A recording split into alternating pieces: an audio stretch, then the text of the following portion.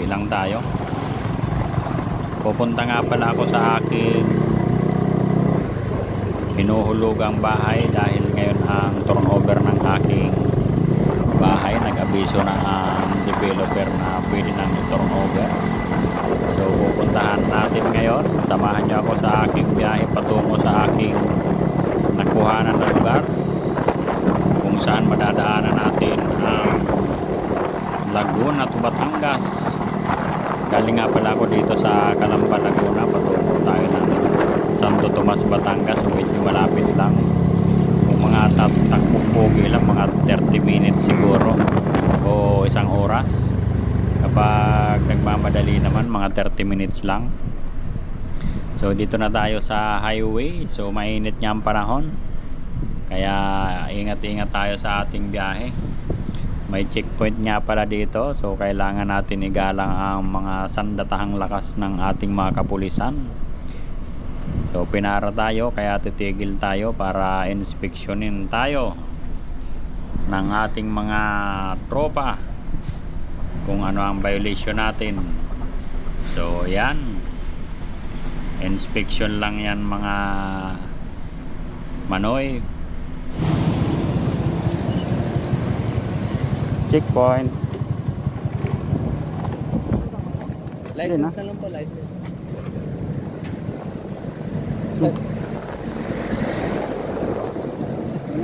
Nawala pa.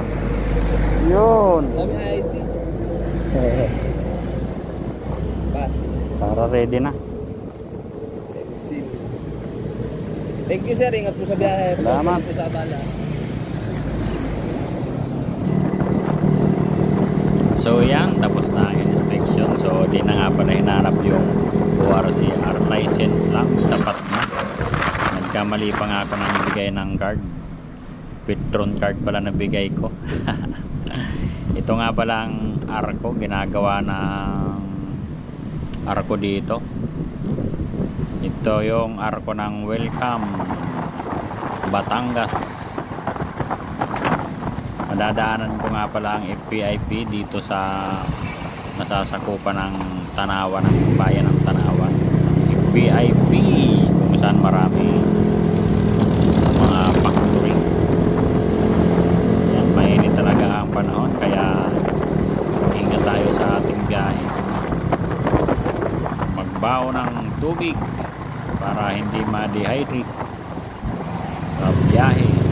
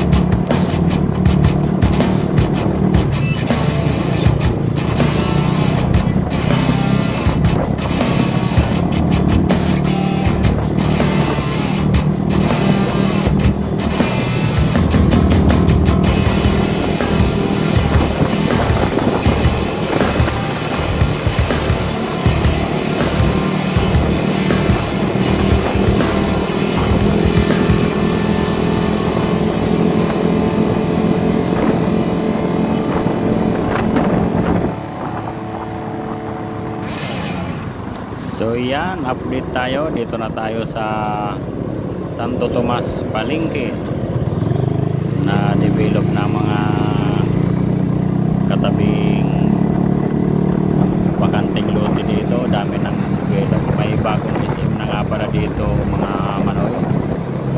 SM Santo Tomas. Yan, madadaanan din natin ang Walter Santo Tomas.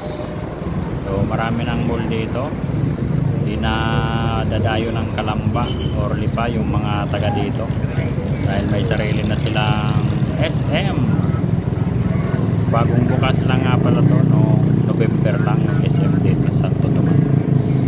So yan, tuloy ang ating biyahe. Let's go.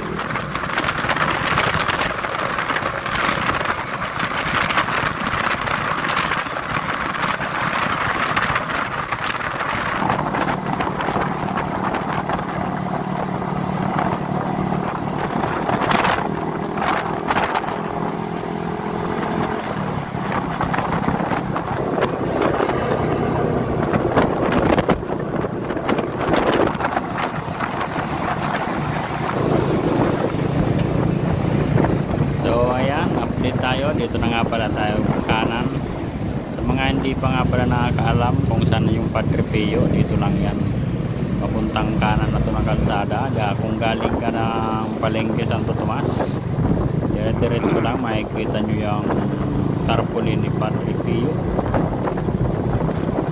Yung mga hindi pa nakakaalam, dito lang po yan sa Santo Tomas, Batangas, ang simbahan ni Padre Pio. Yan, ito yung daan papasok ng simbahan. Yan, shout out sa lahat. Dito nga pala yung daanan patungo sa aking nakuhang bahay. Kung masusundan nyo yung mga taga dito nga pala, alam na alam nila yan. Yan, shout out sa lahat. Tuloy lang ang biyahe. Yan, yung linikuan nga pala ng van pakaliwa, doon yung papuntang Padre Pio Church. Sa mga hindi nakakaalam, tuloy ang biyahe patungo sa aking patutunguhan. Let's go!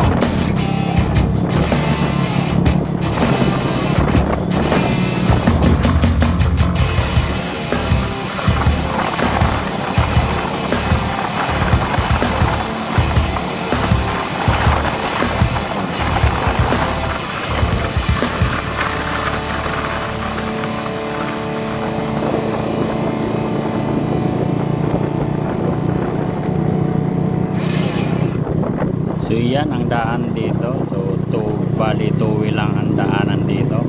Kaya medyo masikip ang kalsada, pero winawidening na nila.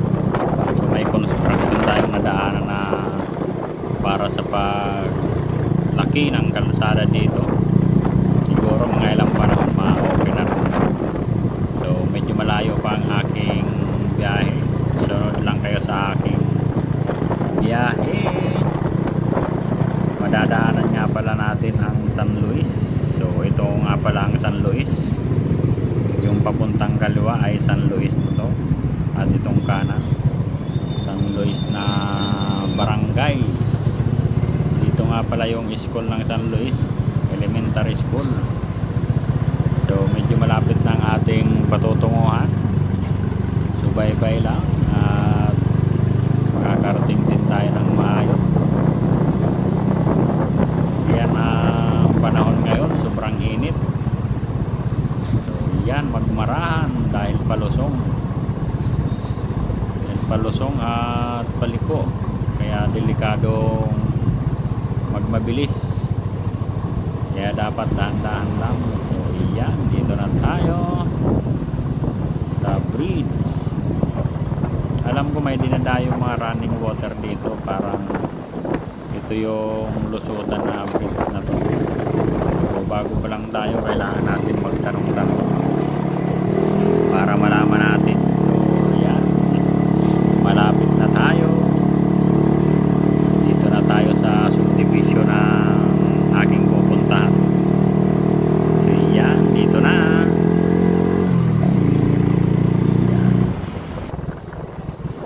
Yan, dito na nga pala ang Santa Teresita.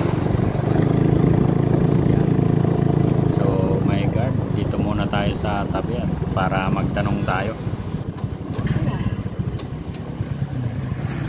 Sir, Turnover. ngayon po schedule? Oo. Ayun doon. Doon na sa opisina. So ayan, tinuro na tayo doon daw sa opisina. Dito na tayo mag-parking. Maraming salamat sa inyo. asikasuhin muna natin. So ayan mga manoy manay, next time ko na ipakita ang aking nakuhang bahay para naman makita nyo. Thank you for watching. Bye bye.